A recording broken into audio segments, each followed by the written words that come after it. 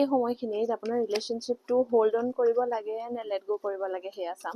Double tap কৰিবলৈ নাপাহৰিব যদি এনাৰ্জিৰ লগত এলাইন হ'ব বিচাৰিছে, আৰু কমেণ্টত লাভ বুলি লিখি দিব।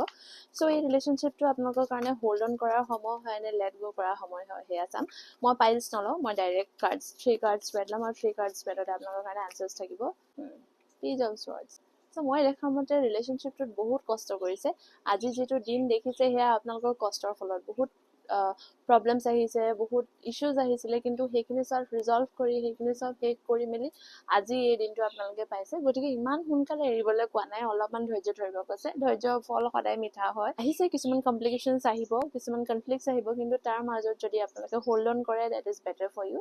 অলপমানতো ধৈৰ্য ধৰিবই লাগিব, কাৰণ ইউনিভাৰ্ছে যিহেতু ইয়াত কাৰ্ডছত এয়াই কৈছে যে আপোনালোকৰ হাতত আৰু সময় আছে, অলপমান ধৈৰ্য ধৰক, একেলগে গ্ৰ' কৰক, অলপ ফাইনেন্সিয়েলি দুয়োজনে ইণ্ডিপেণ্ডেণ্ট হওক, তাৰপিছত চাব সকলোখিনি ভাল হৈ যাব। আৰু মই যি দেখিছোঁ হয়তো আৰু কেইদিনমানৰ পিছতে আপোনালোকে দুয়োজনে ফাইনেন্সিয়েলি ইণ্ডিপেণ্ডেণ্ট হৈ থাকিব, আৰু তাৰ কাৰণে একো চিন্তা কৰিব নালাগে, কাৰণ এতিয়া এট দিছ টাইম অলপমান ধৈৰ্য ধৰাটো ইম্পৰ্টেণ্ট। অকল সেয়াই নহয়, ইউনিভাৰ্ছে অলপমান আপোনালোকক ৰেষ্ট ল'বলৈ কৈছে, কাৰণ মই ইয়াত দেখিছোঁ অলপমান হাৰ্ট হৈ আছে আপোনালোকে। ষ্টিল that's a chance যে লেট গ' কৰিব নালাগে, অলপমান হোল্ড অন কৰক, অলপমান ৰেষ্ট ল'লে, হয়তো অলপমান মেডিটেট কৰিলে, হয়তো অলপমান ৰাতি যদি শুব পাৰে ভালকৈ, তেতিয়া হয়তো গোটেইখিনি বস্তু শ্বৰ্ট আউট হ'ব। অলপমান যদি কথা পাতিব লাগে কথা পাতক, কথা পাতি শ্বৰ্ট আউট কৰক, তেতিয়া বস্তুখিনি ভাল হৈ আহিব। আৰু আউটকাম যদি চাওঁ তেন্তে হয়তো ক'ৰবাত নহয় ক'ৰবাত আপোনালোকে এই সময়খিনিৰ পিছত এটা ট্ৰান্সফৰ্মেশ্যন হ'ব, য'ত আপোনালোকে ক'ৰবাত এংগেজ হ'ব, এটা ছ'চিয়েল ফেজত যাব, য'ত আপোনালোকে ছ'চিয়েলি হেপ্পী থাকিব বা খুব বেছি এণ্টাৰটেইন হৈ থাকিব, এটা ধুনীয়া ৰিলেশ্যনশ্বিপ আপোনালোকে এনজয় কৰি থাকিব পাৰিব। বাট তাৰ লগতে এটা শ্বেডো ছাইড আছে, যিটো হৈছে ক'ৰবাত নহয় ক'ৰবাত থাৰ্ড পাৰ্টি ইছ্যু এটা আছে।